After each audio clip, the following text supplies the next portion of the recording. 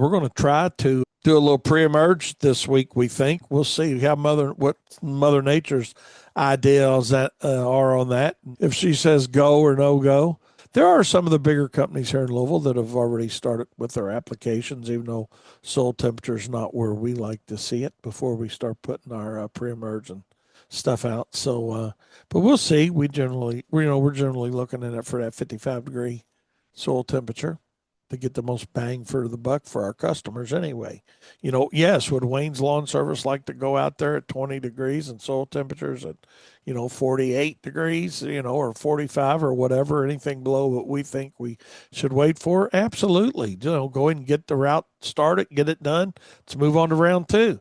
But on the other hand, we want to do what's right for our customers. And I think that's the important thing, is making the best decision for our customers, because we talk about it all the time about, loyalty. What's the process that you have in place to make sure that you're not only taking care of them in a timely manner, but what's it look like, from the time you get the phone call to the time they've got pricing till the time they're able to make a decision on that, because lack of follow-up is a big problem in the sales world, not just for lawn and landscape companies, just in the sales world in general, because too many times we think, in our minds, we process, well, if they want it, they'll call us. Looking at it for you guys that are doing mowing or fertilization, weed control, things that can be sowed fast. And I mean, we're in a very fast-paced environment now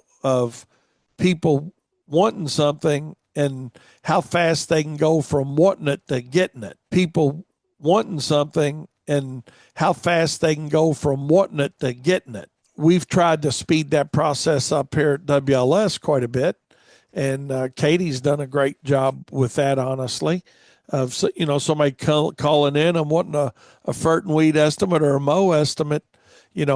Number one, we got to understand that you've got to be able to give that minimum on the telephone. Don't sugarcoat it. If it's $10 or $10,000, know what your minimum is and quote the minimum on the phone. You're trying to figure out if a customer fits, right? I mean, every time you get a lead, you got to figure out, does that customer fit within our business? And not just in service area, but, demographic of your type of clientele. In other words, do you want just mow only accounts, or do you want, somebody's going to come on as a, hey, we'll mow your lawn, but we also want to do the fertilization and weed control and mulching or whatever, whatever your package looks like. So how quickly can you take that from lead to scheduled to completed to build to received? Old school of, well, hey, I want to go see them. I want to talk to them.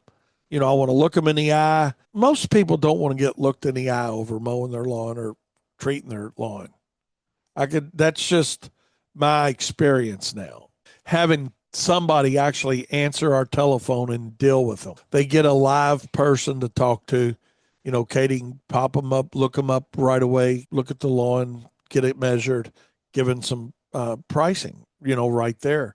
And I'll be the first one to say I was a little bit resistant to that methodology, quite honestly, for a while, until I start seeing that slowly but surely, people really are not interested in a big sales presentation to get their lawn sprayed or their yards mowed. Now, when it comes to other services, absolutely. When they're talking about landscaping or lighting or irrigation. They want to go from, hey, I'd like to have this done, to when is it going to get done and how do I pay for it, as quickly as possible.